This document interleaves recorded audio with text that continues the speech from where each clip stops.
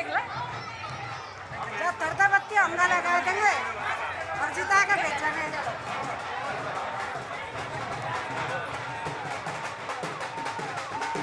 इकरा जी, आप कैंपेन में हैं, कितना मुश्किल है आपके लिए कैंपेन?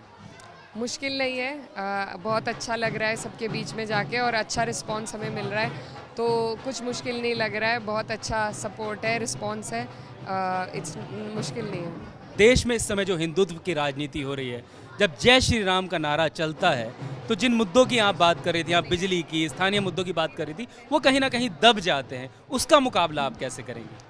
देखिए, ये बहुत लंबी राजनीति हो गई है जब से ये भेदभाव इन्होंने और दीवार जो खाई बीच में डालने की कोशिश करी है, लेकिन ये पहली बार है कि हम देख रहे हैं कि यहाँ पर इस बार कोई मुद्दा नेशनल जो नैरेटिव ये चलाते हैं वो कोई मुद्दा नहीं है।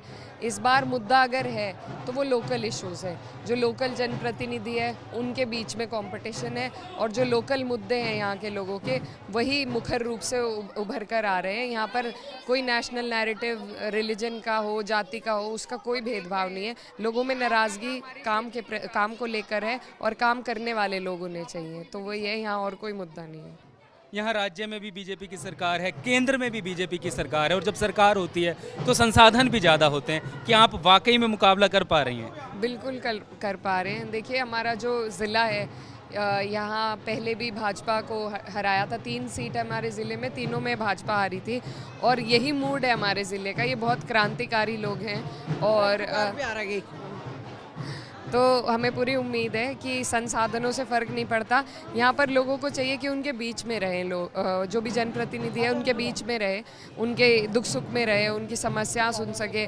आप अपने पिताजी का नाम ले रही थी और यहाँ लोग भी उनकी बात कर रहे हैं, उनकी विरासत को आप कैसे आगे बढ़ाएंगे? देखिए, मेरे पिताजी किसी भी जाति या मज़हब से ऊपर उठकर उन्होंने क्षेत्र में राजनीति करी थी और जैसा आप सबको यहाँ सब लोग कह भी रहे थे कि उन्होंने जनवाया था कि एक जनप्रतिनिधि क्या होता है। उस टाइम पर जो सांसद होते थे वो नहीं इतना मिलते थे, लेकिन मेरे पिताजी उस टाइम पर वो सबके बीच में रहकर सबका व्यक्तिगत उन्होंने कई लोगों के हज़ारों की तादाद में यहाँ पर काम कराए हैं, तो उसी का प्रभाव है। आज मैं जो भी कुछ हूँ ये उनकी मेहनत का नतीजा है और उन्हीं के विचारों को मैं आगे ले जाना चाहती हूँ। कि यहाँ बहुत यंग हैं, फीमेल हैं। भारत में महिलाओं के लिए संसद में प्रतिनिधित्व कितना मुश्किल है? मुश्किल है, अभी बहुत कुछ करने की ज़रूरत है, लेकिन स्टेप बाय स्टेप का प्रोसेस होता है। तो जितनी भी हमारी, मैं यही कहना चाहती हूँ कि जितने भी हमारी महिला कैंडिडेट्स हैं और आज हम महिलाओं के बीच में हैं, तो हम अगर अपनी आवाज़ को खुद उठा पाएँ, ये मौका अगर हमारी कुछ बहनों को मिल रहा है, तो मेरी सारी आधी आबादी से ये अपील है कि उनका साथ दें, क्योंकि जितना भी हम जितनी सीटें जीतेंगे उतना ही हमें ज़्यादा आगे हिस्सेदारी मिलेगी।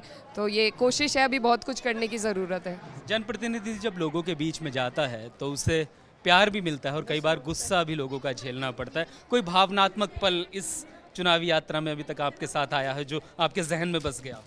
जी हाँ, आया था, लेकिन मैं भावुक हो गई थी थोड़ा। हमारे चुनाव का कार्यालय का उद्घाटन था, तो पिताजी को याद करके, क्योंकि ये मेरा पहला चुनाव है और अगर वो होते तो जिस तरीके से वो मेरा हाथ पकड़ के मुझे सबसे मिलाते, मुझे आगे बढ़ाते, तो वो किसी भी बच्चे के लिए सबका बहुत प्यार मिलता है।